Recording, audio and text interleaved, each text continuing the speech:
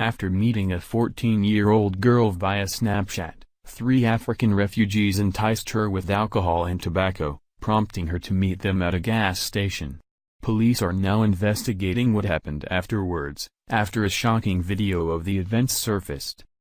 The girl, who will remain anonymous for security reasons, says the men took her to a gas station in order to purchase alcohol. They then went to a mall parking lot, presumably to get drunk, then to a hookah bar to consume tobacco, and then to a party at home. What started off as a fun night out, however, quickly turned ugly once the teenage girl became too incapacitated to look out for herself. According to her testimony, the last thing she remembers is being in the back seat of a car with one of the men forcibly kissing her, and that's not all.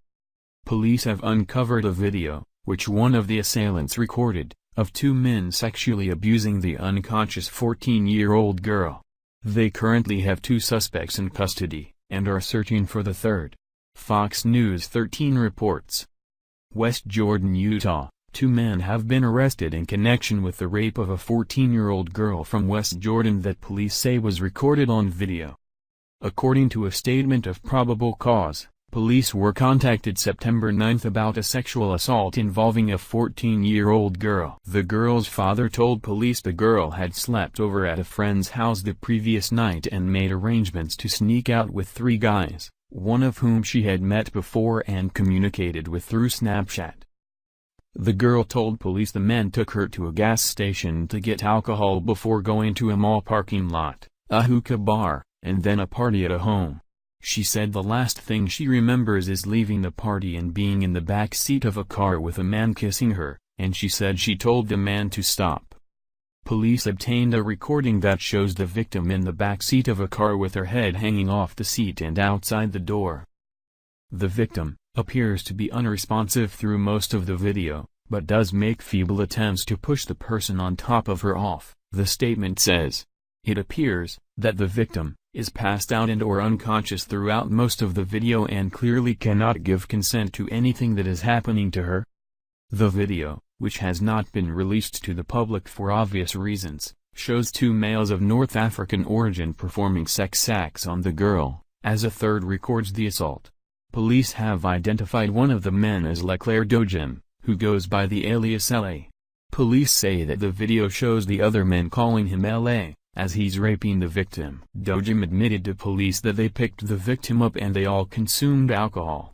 He said the other man, whom he called Nash, had sex with the girl before he attempted to do the same. He told police he was too drunk and so he just laid on her, and he denied performing any sex acts on the teen. Dogem identified the man who recorded the assault as his brother, Richard Mbajisara. The brother was located and agreed to speak with police. He said he saw his brother and his brother's friend having sex in the back seat of his car and decided to film it.